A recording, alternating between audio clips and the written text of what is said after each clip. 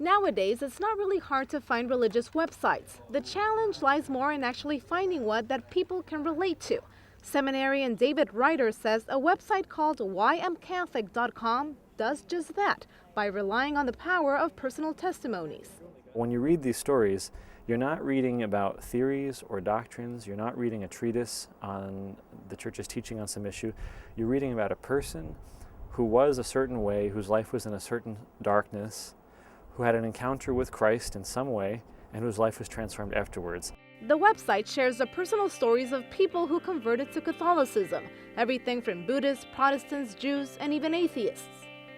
The website was created by Stephen Lawson, a 24-year-old American from New York. He says he was inspired after going through his own spiritual journey, which including losing his faith in God and even becoming agnostic. Eventually, he found God again in the Catholic Church. He then looked on the web trying to find stories he could relate to, but he couldn't find any.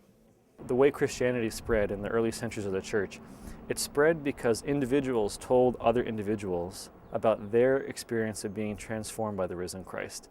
So it was one person telling his story to another person.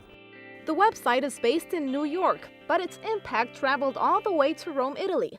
Ryder has been attending Rome's North American College for 2 years now. He randomly came across the website and was struck by its simplicity and its powerful message.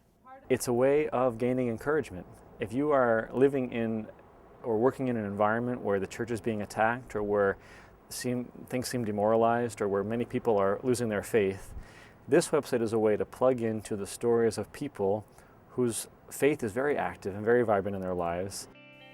Ryder says reading the stories on the website deepened his priestly vocation by highlighting just how much impact one person and one testimony can have.